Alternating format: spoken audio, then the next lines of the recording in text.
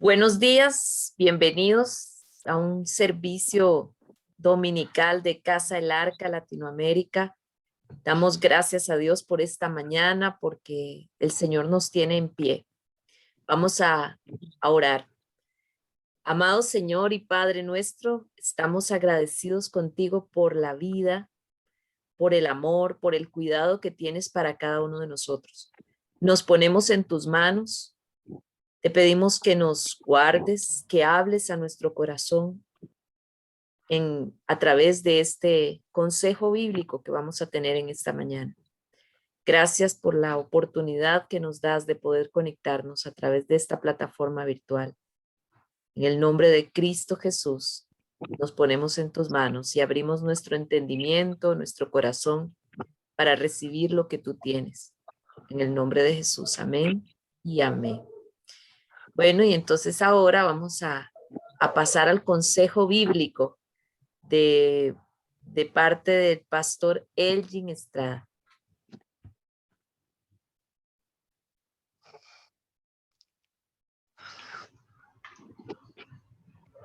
Hola, ¿me ven y me escuchan?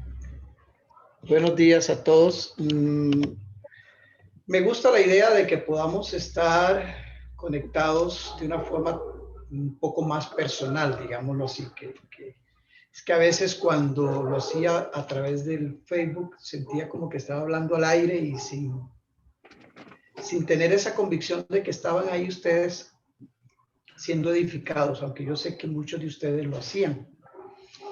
Voy a pedirle, si tienen sus Biblias por ahí, a alguno de ustedes que me pueda leer, por favor, el capítulo 4 de Gálatas, del versículo 1 al versículo 5, por favor. Gálatas, capítulo 4, del 1 al 5.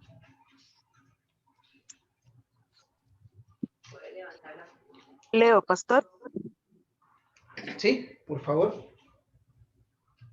Pero también digo, entre tanto que el heredero es niño, en nada difiere del esclavo, aunque es señor de todo, sino que está bajo tutores y curadores hasta el tiempo señalado por el Padre.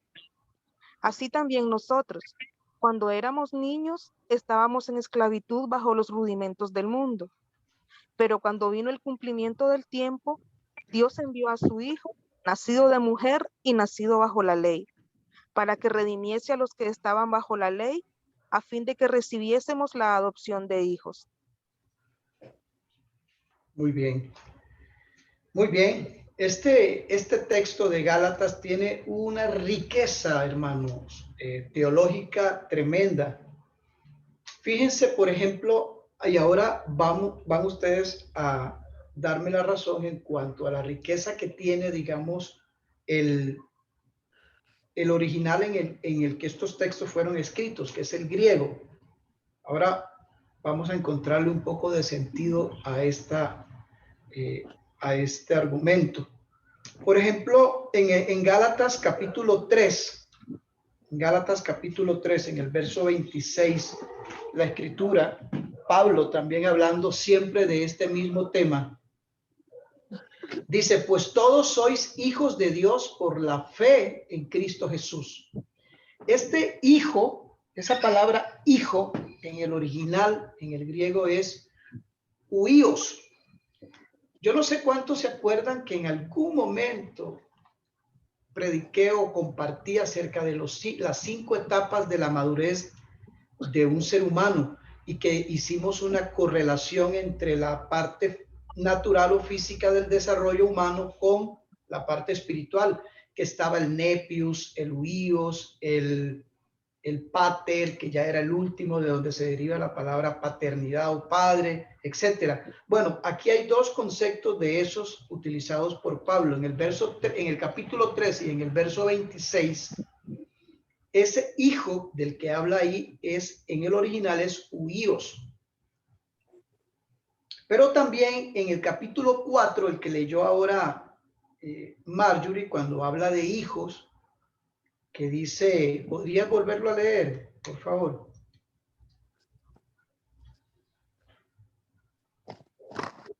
Voy. mantengan la Biblia abierta porque posiblemente podamos recurrir a ella en cualquier momento. Siempre del 1 al 5, pastor. El 1 nada más. Ah, ok.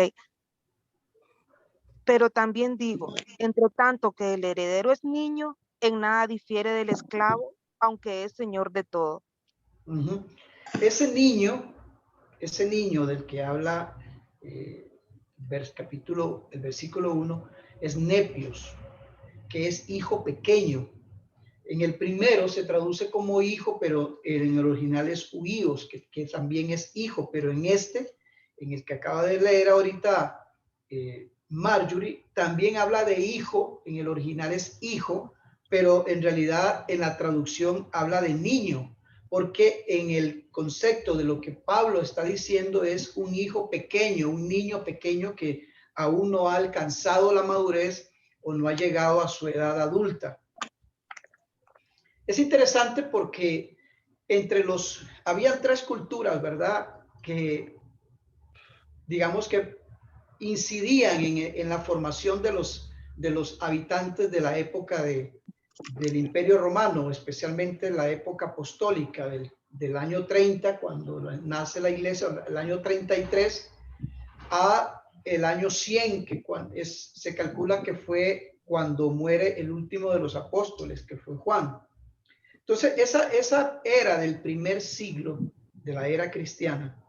Habían tres culturas que tenían gran incidencia entre la población. Una era la griega, que como ya hemos hablado en otras ocasiones, la cultura griega eclipsó totalmente a la cultura romana, pero siempre habían obviamente aspectos de la cultura romana que también tenían su importancia y su influencia dentro del desarrollo de los que habitaban en aquel momento. Entonces, Pablo, cuando habla de esto, se refiere a la forma en que estas culturas estaban influenciando el desarrollo de los contemporáneos de aquella época. Las tres culturas eran la griega, la judía y la romana.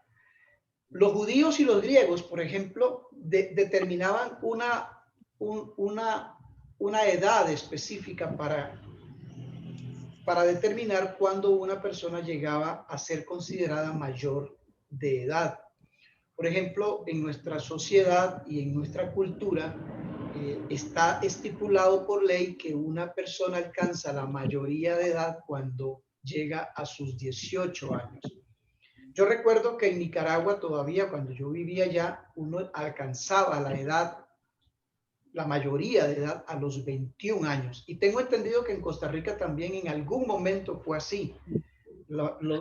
Se alcanzaba la mayoría de edad a los 21, pero bueno, ya se ha ido reduciendo y ahora es a los 18. Yo creo que en Nicaragua también ya ahora es a los 18. En fin, eso no pasaba con los romanos. En el caso de los romanos, la edad considerada adulta o madura estaba determinada por una consideración meramente del padre del el niño o la niña. O sea, era el papá el que consideraba cuando un niño o una niña pasaba a ser o pasaba al estatus de mayor de edad o maduro en este caso. Y como la mayoría de esta gente tenían esclavos, habían esclavos que se ocupaban de todos los aspectos de las pertenencias de sus amos. Uno se hacía cargo de los ganados o bien de las partes, digamos, de las zonas rurales, las fincas, para así decirlo, se hacían cargo de las fincas. Otros se hacían cargo de las finanzas, otros se hacían cargo de los hijos.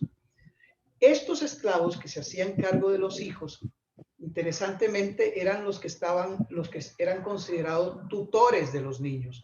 Ellos los cuidaban, ellos los criaban, ellos los cuidaban de tal manera que los niños tenían que obedecerle a estos esclavos.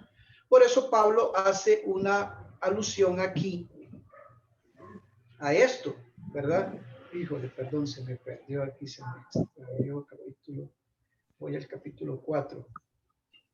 Dice Pablo que entre tanto que el heredero es niño, y aquí, como les digo, esta expresión niño en el original es nepios, niño pequeño, que no tiene madurez, dice, en nada difiere del esclavo, aunque es señor de todo, hablando del niño, sino que está bajo tutores y curadores hasta el tiempo señalado por el padre. Cuando el padre consideraba que el hijo ya estaba en condiciones de asumir un estatus de adulto o maduro, ellos celebraban una ceremonia que le llamaban la toga virilis.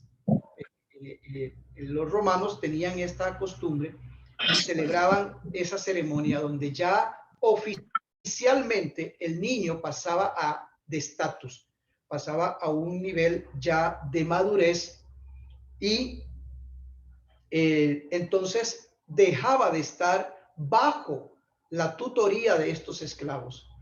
Y interesantemente Jesús alude a este aspecto específico cuando dice que el hijo pródigo regresa a él y él le pone una toga, le pone un manto y le da un anillo como señal de que ya había pasado ese proceso de madurez y regresaba ya maduro después de haber pasado lo que pasó.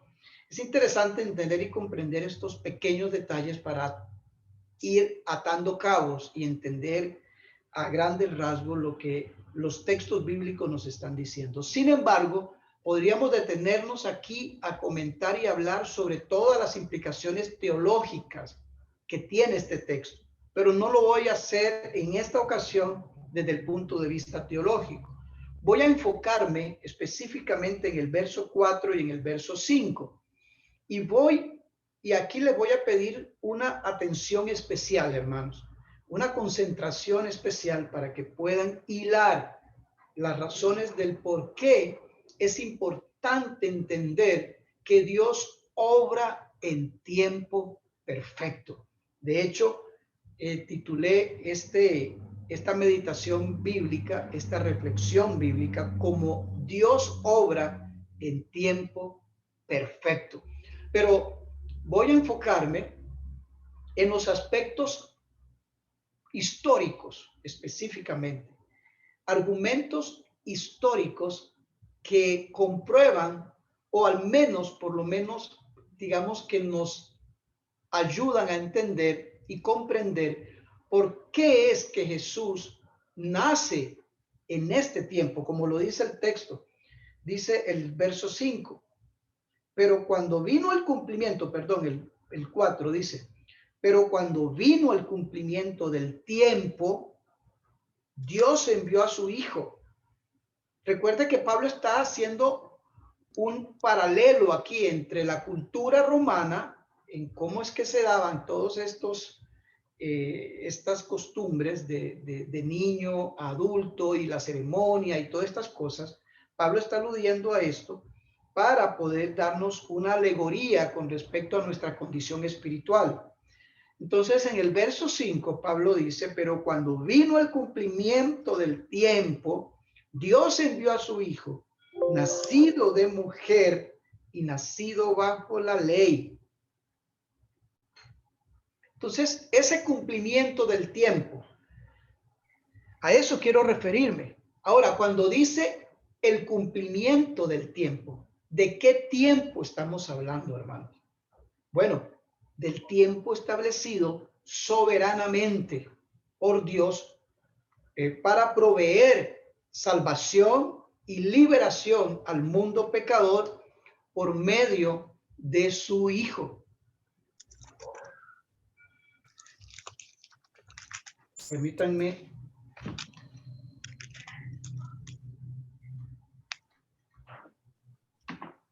Aquí pasó algo. Regálenme un segundo, por favor. Algo pasó aquí. Ok.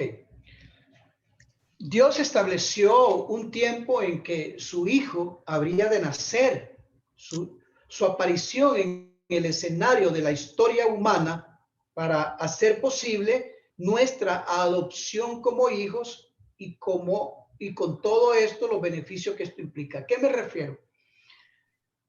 Al ser nosotros adoptados como hijos, esto tiene una implicación tremenda, hermanos, porque como dice primera de Pedro capítulo 2 verso 9, nosotros no éramos pueblo, nosotros no habíamos alcanzado misericordia, pero dice el apóstol, pero ahora habéis alcanzado misericordia y ahora sí sois pueblo. Y Pablo aún añade diciendo que somos coherederos de la gracia de Dios y que todas las promesas de Abraham son nuestras por medio de la fe en Cristo. Y también Pablo dice que nosotros fuimos, ¿cómo es la palabra? Hemos usado mucho esta palabra y se me olvida. Nosotros hemos sido adoptados por el Padre a través de nuestra fe en Cristo. Ahora bien, Cristo pudo haber nacido o haber sido enviado inmediatamente después de la caída, o bien en el tiempo de Abraham, o bien en el tiempo de David. Pero Dios decidió soberanamente que Cristo había de nacer específicamente en ese momento de la historia en que, y el mundo tuvo que esperar. Pasaron siglos. El mundo tuvo que esperar el cumplimiento de esa promesa, un tiempo señalado naturalmente y soberanamente por el Padre. Él nació en la época precisa, hermano, de la historia, ni antes ni después. Porque Dios había previamente marcado en su calendario que ese era el momento. Por eso Pablo dice en el texto, y cuando vino el cumplimiento del tiempo señalado, o sea, Dios marcó en su calendario, para decirlo de alguna forma, ese día de la historia, para que Cristo viniera al mundo. Ahora, ¿por qué fue determinado que Cristo viniera en ese tiempo y no en ningún otro? Y ahí es donde quiero entrar. En esta parte, en la respuesta a esta pregunta, es donde quiero enfocar los minutos que quedan de esta reflexión bíblica. No podemos dar una respuesta categórica o dogmática porque la Biblia no lo revela. O sea, la Biblia no dice específicamente por qué Dios determinó que fuera en ese tiempo, aunque sí da las razones del para qué, ¿verdad? En el verso 5 del mismo texto que leyó Marjorie. Eso obviamente lo dice el texto, el para qué, pero no el por qué. Y yo me voy a ocupar en estos minutos que quedan del por qué Dios decidió que fuera en ese momento. Dios preparó el escenario mundial llevándolo al estado y a las condiciones perfectas, hermano, en ese momento de la historia, para que Cristo hiciese su aparición. Y aquí es donde voy a citarle los aspectos, son varios, que fueron determinantes para llegar a esta plenitud del tiempo de la que Pablo nos habla. Lo primero es que 3 siglos antes de que Cristo naciera, Alejandro Magno, el gran líder y estratega militar griego, sienta las primeras bases de la globalización mundial al lograr conquistar a las grandes civilizaciones del mundo de aquel entonces, como el egipcio, todo lo que estaba ocupado por Palestina y Persia. Recuerden que Grecia es el tercer imperio del que habla el libro de Daniel, profetizado por Daniel, revelado en el sueño a Nabucodonosor. Es Alejandro Magno quien cumple esta profecía del sueño de Nabucodonosor. Es el tercer imperio. Entonces, Alejandro Magno es el gran estratega y líder que sienta las bases de la globalización mundial al lograr conquistar a todas estas civilizaciones de aquel entonces, incluyendo a los persas, que eran los que estaban ya obviamente declinando en su gobierno o en su imperio. Con el paso de los años y de los siglos, se fue diseminando el idioma y la cultura griega en los vastos territorios conquistados por Alejandro Magno. Con él, la dominación y la cultura griega eclipsa a todos esos países, permitiendo siglos después a los cristianos predicar el evangelio sin problema a través de todo el mundo conocido, en el cual el griego era el idioma del comercio y la cultura, como lo es hoy el inglés, cosa que no hubiese podido hacerse si el idioma hebreo, que era una lengua muy local y reducida a Israel, se hubiese sido el idioma de la Biblia. Pero por eso es que todos los escritos del Nuevo Testamento están en griego, porque era el idioma universal de aquel momento. Imagínense que ya habían pasado 3 décadas, perdón, 3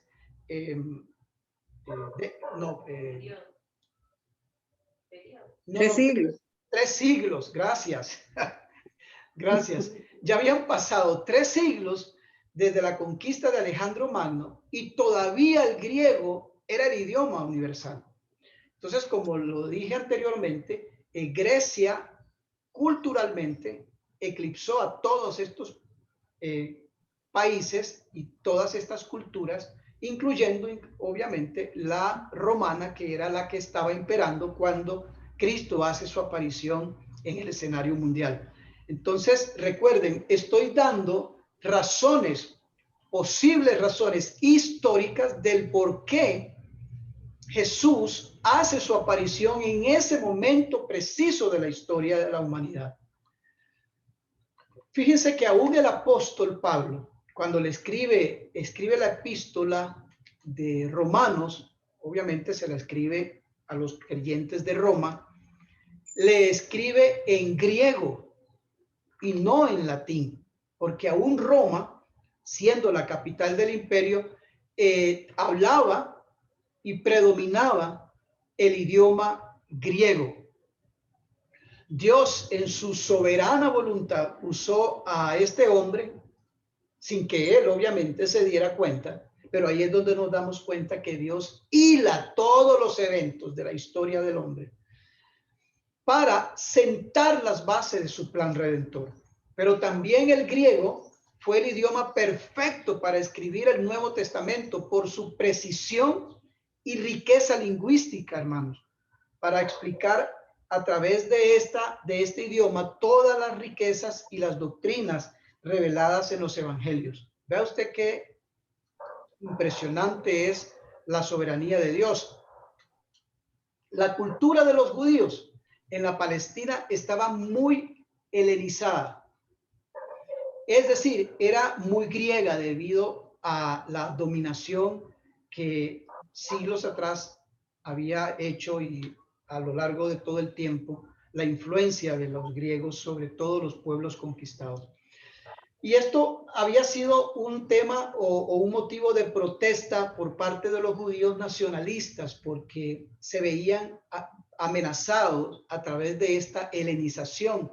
Ellos creían que si abrazaban, como la mayoría lo hizo, la cultura helénica, ellos iban a desaparecer como raza y como nación. Pero esto produjo grandes conflictos entre los judíos. De ahí, y esto lo explica, por cierto, uno de los libros, ¿cómo es que los libros estos? Apócrifos. Correcto, gracias hermana por hilar el mensaje. Los libros apócrifos, hay uno que se llama Macabeos. Este libro de los Macabeos, que es parte de los apócrifos, narra toda esta situación en que los judíos nacionalistas que no quisieron abrazar la cultura helénica se rebelan contra el imperio griego, y se da toda una un tiempo de guerras y de alzamientos, porque se resistían a la helenización de los griegos sobre su cultura. Pero por otro lado fue muy útil también para recibir las escrituras en griego y para tener una mentalidad globalizada de las misiones, cosa que no habría ocurrido si se hubieran hecho, si ellos se hubieran mantenido como una cultura regional y el evangelio se hubiese escrito en hebreo. No hubiera tenido el mismo impacto que tuvo, como el hecho de que todas las escrituras, todas las cartas que se escribieron del Nuevo Testamento se hayan escrito en griego. Entonces, como vemos, ya abordamos el tema del idioma, ¿verdad? El segundo aspecto que les quería también comentar del por qué, digamos que fue el momento oportuno para que Cristo viniese al mundo, es porque ya para esa época las grandes interrogantes filosóficas de la existencia humana habían sido planteadas por los griegos y habían probado también la ineficacia y la inexactitud de sus argumentos. Sin embargo, es increíble cómo se acercaron los griegos a desarrollar conceptos que, si bien no llegaron a la verdad, anduvieron muy cerca de ellos o de ella. Las respuestas a las preguntas que habían sido planteadas por muchos de los grandes filósofos vinieron a cobrar sentido y razón en la revelación de Jesucristo al mundo. ¿Ustedes se acuerdan cuando Pilato le pregunta a Jesús, ¿y qué es la verdad? ¿Se acuerdan? Él le dice, ¿qué es la verdad? Defíneme la verdad, le dijo él a Jesús cuando lo interrogó. Y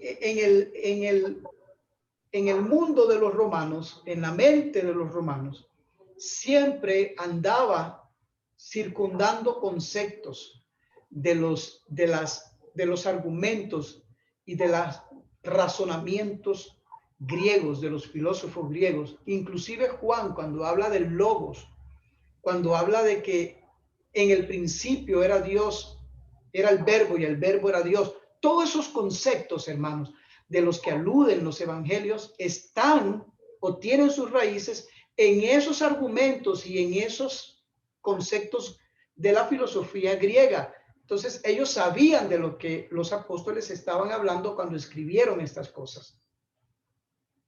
Por ejemplo, el concepto del logos de Platón y su similitud con el verbo o la segunda persona de la Trinidad, el creador, permitieron incorporar este vocablo para expresarle a un mundo que desconocía las escrituras quién era Cristo, como en el caso obviamente de Juan en el capítulo 1, verso 1.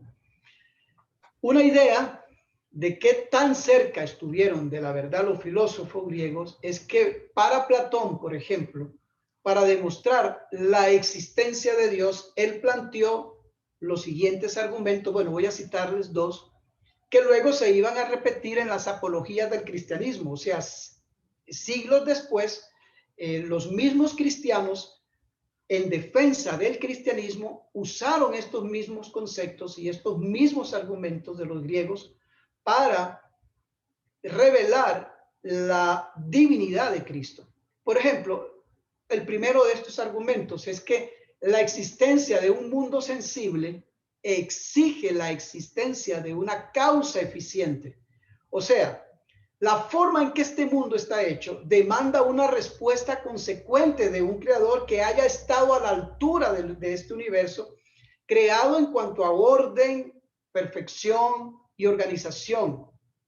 Entonces, el orden y la armonía del universo revelan la existencia de una causa inteligente y divina. Esto era lo que decía Platón.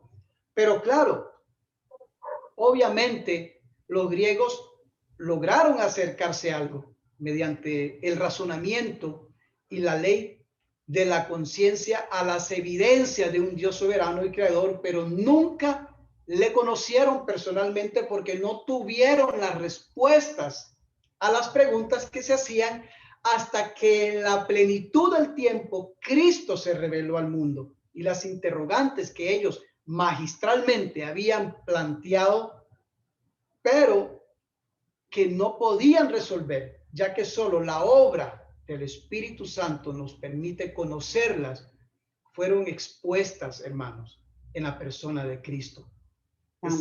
Es impresionante cómo Dios todo lo tenía o lo tiene, lo sigue teniendo, todo fríamente calculado.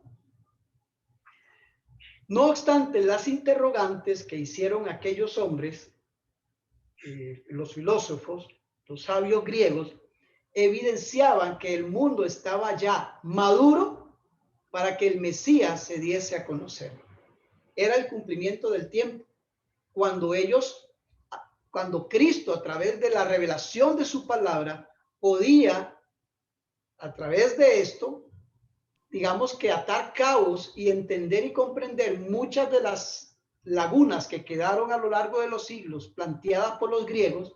En Cristo cobran sentido. Y Cristo es la respuesta y la razón por la que ellos obviamente estaban totalmente ausentes de ese Dios del que Pablo habla cuando llega a Grecia. ¿Se acuerdan? Que dice que llegó y les dijo, yo vengo a hablarles del Dios no conocido. Qué cosa más linda, hermano. Otro elemento que también es importante acotar aquí es que muchos de nosotros lo leímos y lo estudiamos cuando estuvimos en la secundaria, la Pax Romana. Los romanos habían conquistado el mundo y habían provisto de estabilidad, orden y paz, a pesar de muchos desaciertos que obviamente cometieron a lo largo de los siglos. Pero Roma era un imperio que mantenía la unidad y respetaba la diversidad cultural, respetaba el principio de las religiones y los cultos regionales, siempre y cuando no perturbaran la paz del imperio y pudieran cobrar sus impuestos. También había leyes que se extendían por todo el imperio, que proveían de cierta seguridad y orden a los pueblos y a los viajeros, permitiendo así la expansión del evangelio. Entonces, vamos viendo poco a poco cómo realmente, históricamente, Dios tenía el tiempo señalado para que Cristo hiciera su aparición en este mundo, preparando todo el escenario para que todo pudiera darse consecuentemente. Otro elemento muy importante que afectó mucho a las misiones fue aquella red de carreteras romanas que unificaron todo el imperio.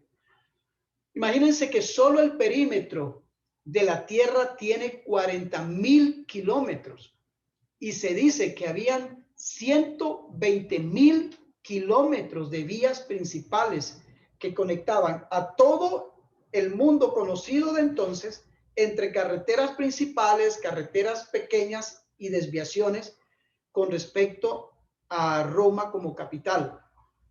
Por eso es que de ahí nace aquel famoso dicho que todavía algunos lo dicen: todos los caminos llevan a Roma. A Roma, porque los romanos, es más, todavía quedan vestigios de esos caminos, de esas carreteras que los romanos hicieron.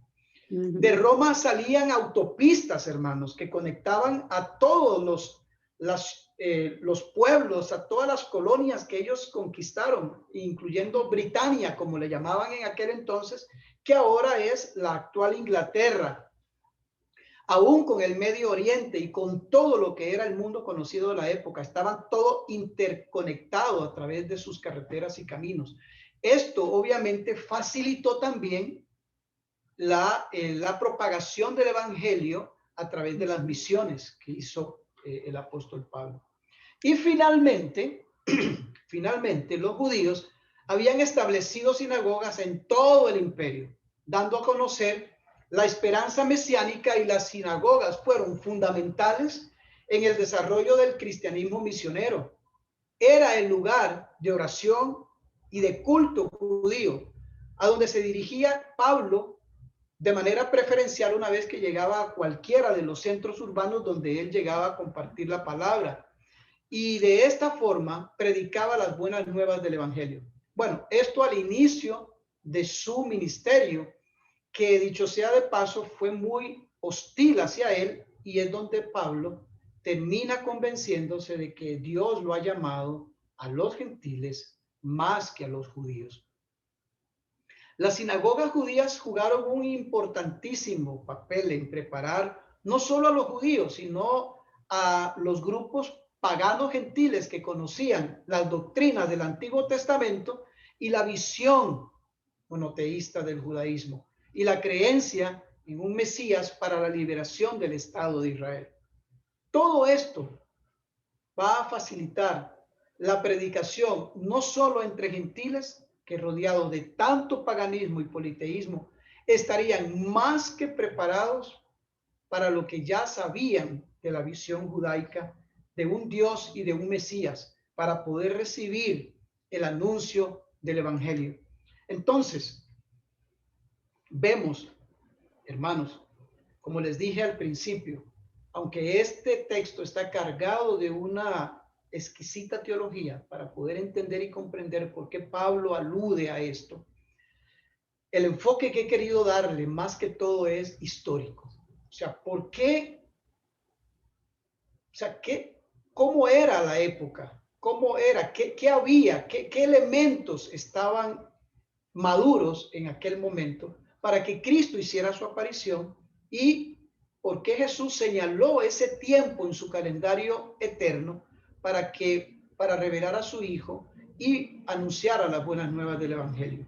Bueno, les he dado varios argumentos, y para los que han seguido el hilo de la exposición, voy a abrir el espacio para que puedan darme un resumen de lo que ustedes captaron, de lo que ustedes creen que pudieron, digamos, hilar en todo el desarrollo de la exposición con respecto a estos elementos que consideré que eran los que estaban, digamos, en su momento maduro para que Cristo viniera al mundo, como lo señala Pablo en Gálatas 4.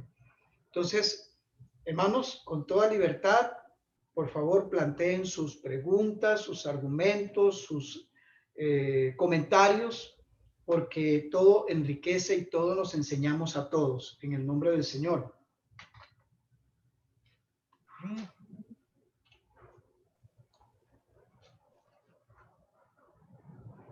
Espero que les haya quedado claro, espero que haya sido claro en la exposición, que no los haya enredado, sino que hayan podido tener claridad. Pudiéramos, a ver, tal vez me puede ayudar uno de ustedes a resumirme uno de los elementos, indiferentemente de su orden, eso no es importante, pero sí, por lo menos, a ver quién me colabora con uno de los elementos que ayudó o que influenció mucho en el hecho de que ese tiempo en que Jesús apareció en la historia de la humanidad haya sido el tiempo oportuno. A ver, ¿alguien me ayuda con uno, con el primero de los varios que cité? Por favor. El idioma griego. Ok, el idioma griego, correcto, vino a contribuir muchísimo por su riqueza lingüística, ¿verdad? Por toda la riqueza también que el griego tiene en cuanto a contenido y definición conceptual. ¿Qué más? La filosofía griega también. Los argumentos y los cuestionamientos filosóficos, ¿verdad? Que ellos exponían en cuanto a la existencia de un ser supremo. ¿Qué más? Ya de parte de los romanos, el que como imperio decidieran inicialmente no hacer persecución religiosa, sino aceptar la cultura, la religión de cada lugar, mientras pagaran los impuestos y no les hicieran rebelión. Entonces, y además establecieron una serie de carreteras impresionantes, obras que todavía algunas se conservan, ingeniería, y entonces de ahí que se podían desplazar los apóstolos, los judíos ya creyentes, a lo largo de todo el imperio para esparcir el evangelio. Ok, excelente, muy bien, ¿Algo amén más? Amén que los, de los romanos obviamente tomaron muchísimos aspectos porque la cultura griega tenía teatro, tenía conceptos mitológicos sumamente interesantes, dioses que los romanos adoptaron. Entonces, de ahí el idioma, inclusive muchas palabras en español tienen raíces griegas. Y latinas. Y por tanto, sí, porque el español viene del latín. Entonces, estamos hablando de otra de las razones porque Cristo vino en este momento. Ok, excelente, muy bien, Clara. Recuerdo cuando Jesús dijo, yo soy la luz del mundo, el que me sigue no andará en tinieblas. Ese concepto de la luz estaba circunscrito en el conocimiento, porque los griegos habían planteado siglos atrás que el conocimiento, el logos, tenía que ver con la luz, o sea, la persona que era vasta en conocimiento, era un iluminado, andaba en luz. Pero Jesús dice, no, yo soy la luz del mundo. El que me sigue no andará en tinieblas. Entonces, cuando Jesús expone todas estas expresiones, la audiencia que estaba con él ahí sabía de lo que le estaba hablando. Ellos sabían de qué estaba hablando Jesús. Por eso es importante, hermano, estudiar las escrituras, conocer la historia, conocer la cultura romana, la cultura judía, la cultura griega, porque todas estas tres culturas influenciaron fuertemente a los habitantes de aquel momento. Entonces, cuando Pablo escribe obviamente entendido de que lo que él está diciendo se lo van a entender porque obviamente son parte de la época. Los que tenemos que estudiar somos nosotros. Nosotros somos los que tenemos que indagar y meternos a estudiar todas estas cosas para poder entender el texto y no errar en interpretaciones equivocadas. Muy bien, Clara, gracias. Y Norita, ¿alguien más que quiera añadir algo? La formación de sinagogas, ahí había cultos y oración. Muy y bien. ahí se inicia el ministerio de Pablo, ¿verdad? O sea, el ministerio de Pablo lo desarrolla en las sinagogas y también Correcto. Jesús oraba y le enseñaba en las sinagogas. Muy bien, correcto. El concepto de la sinagoga ya se había también desarrollado a lo largo de los siglos. Recuerden que las sinagogas nacen en el exilio babilónico. Después de que el Nabucodonosor destruye el templo, los judíos se quedan en el aire sin un lugar de adoración. Y ahí es donde nace el concepto de sinagoga, ¿verdad? Que son como pequeños templos, digámoslo así, para decirlo de alguna manera, pequeños templos donde ellos hacían sus rituales y el estudio de la Torá. Y a lo largo de los siglos, hasta llegar a Jesús, ya las sinagogas eran parte de la cultura, Eran ¿verdad? comunes. Eran muy comunes, correcto. ¿Alguien más? Doña Dalis. No, en ese momento yo iba a hablar de las sinagogas, precisamente. Pero Ok. ya lo mencioné. Ok, perfecto, perfecto. Algo que usted hizo mención con respecto a las sinagogas es que ya el pueblo, los que conocían del pueblo judío en todos esos lugares, sabían que los judíos creían en un solo Dios. Correcto, el En medio de monoteísmo. que la mayoría de los pueblos, salvo raras excepciones, creían en muchísimos dioses. Entonces, por lo tanto, ya tenían la idea de que los judíos creían en un solo Dios y creían en un Mesías que iba a regresar, bueno, que esperaban que iba a restablecer el reino de los judíos desde la época de David, que se conocía que existía el rey David y el rey Salomón. Entonces, eso hizo que las personas lo vieran como algo totalmente extraño. Y para terminar lo de los griegos, recordemos el momento en que Pablo llega y ve todo el panteón griego, o sea, todos los dioses, todos los monumentos a esos dioses, y él escoge uno porque los dioses habían visualizado, partiendo de todos los que usted dice, Platón, que había un dios desconocido. Que ellos habían intuido hasta eso, que el verdadero Dios estaba desconocido. Y de ahí se basa Pablo para predicarles y que entendieran los griegos de qué se trataba. Ujú.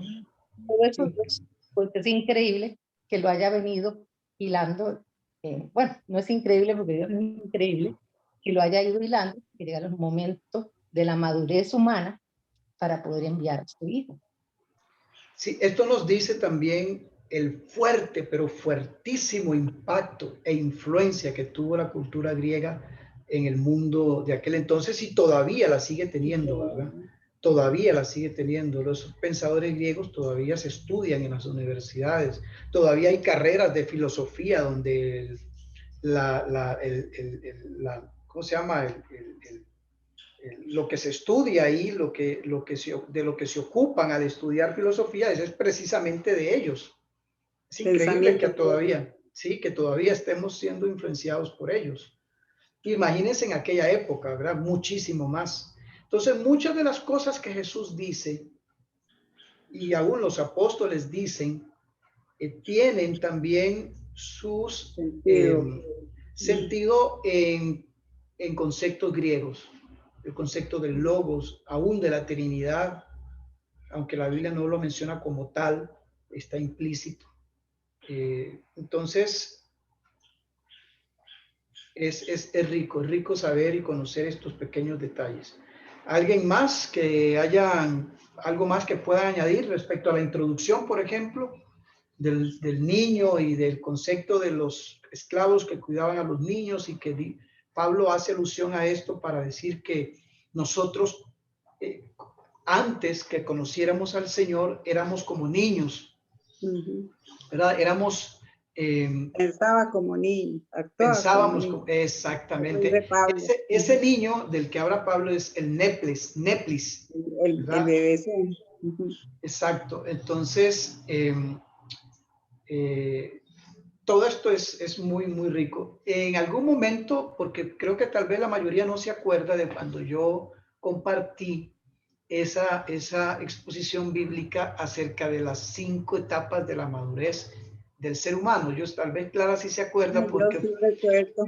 o Norita, porque recuerden que cuando nosotros fuimos pastores en una iglesia anterior, yo predicando acerca de esto, hubo un incidente con una persona ahí que no le gustó lo que yo estaba hablando y hizo un escándalo y bueno, aquello fue todo un espectáculo.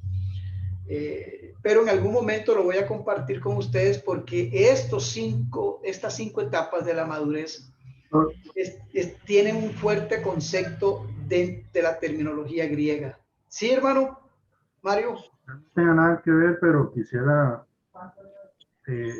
saber si esto es así con respecto a Pablo, de que fue contundente todas las evidencias para que fuera llamado el pastor o el apóstol de los gentiles, porque hay una iglesia que dice que fue Pedro.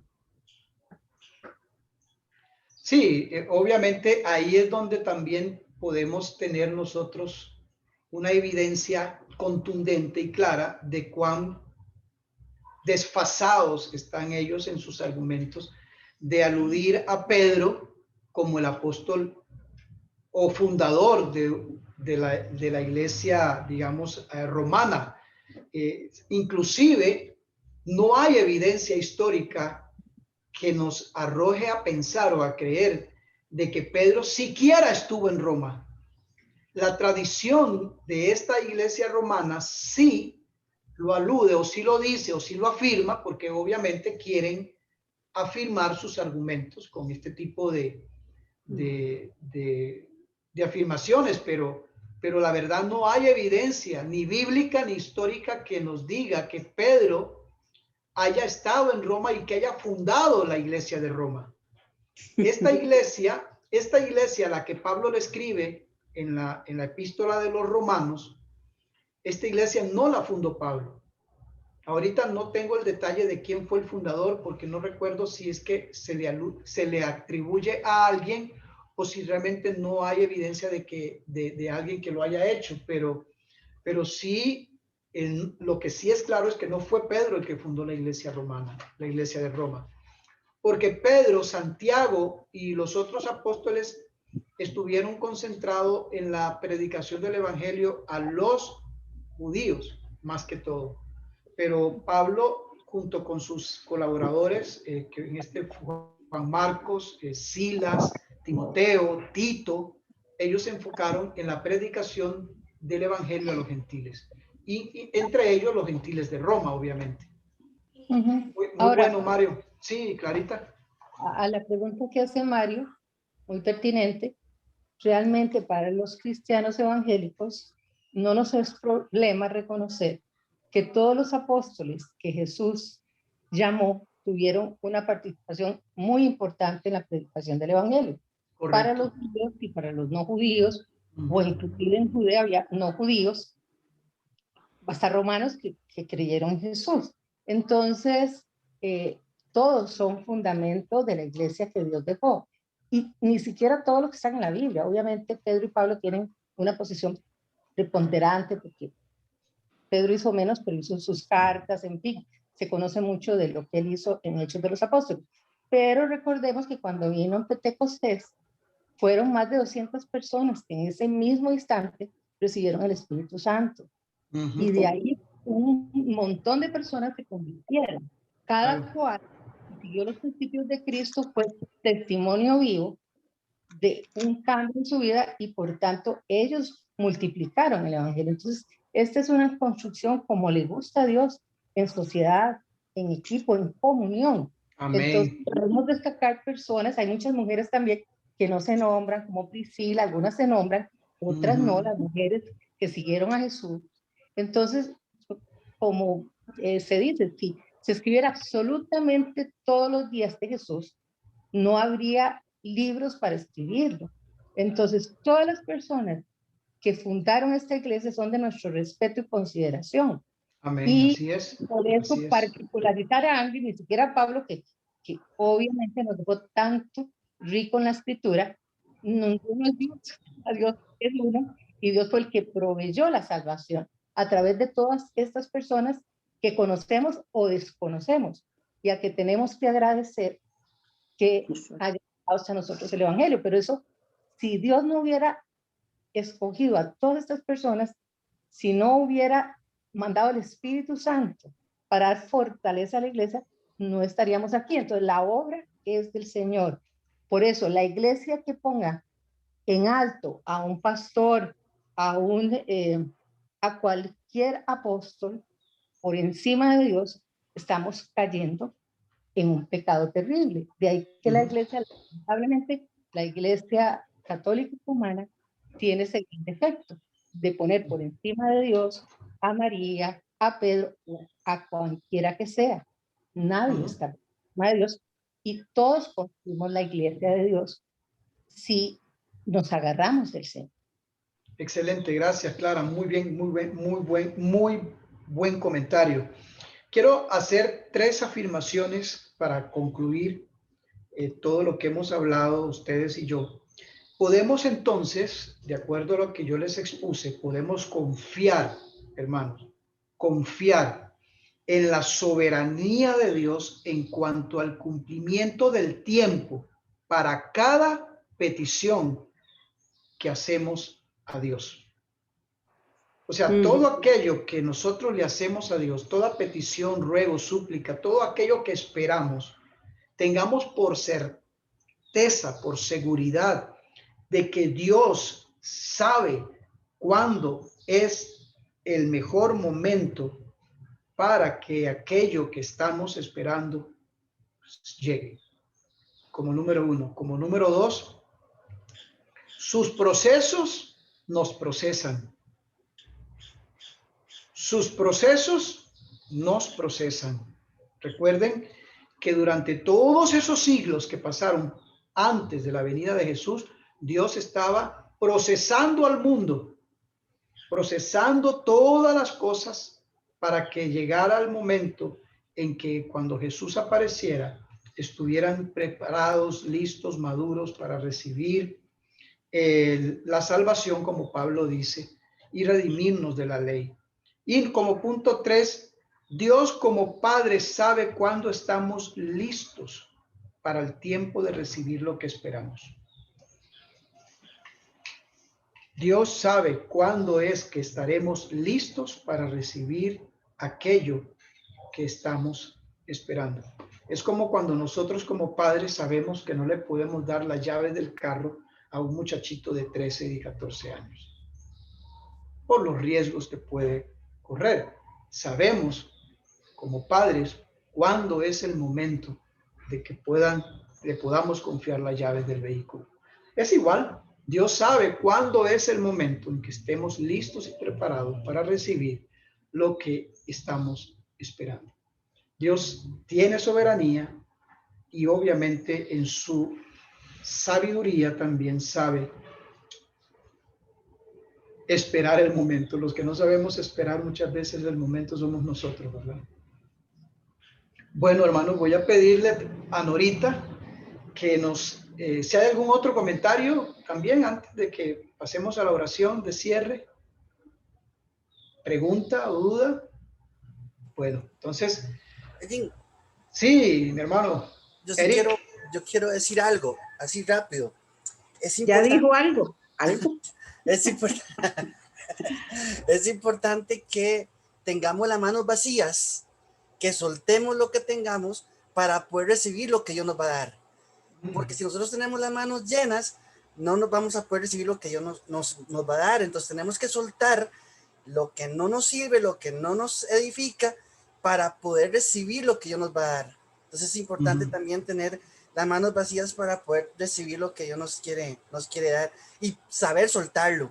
Porque a veces uno no quiere soltar lo que uno tiene y no puede recibir lo que ya está llena, tus manos están llenas, que no puedes recibir lo que tienes por no soltar lo que no tienes que soltar.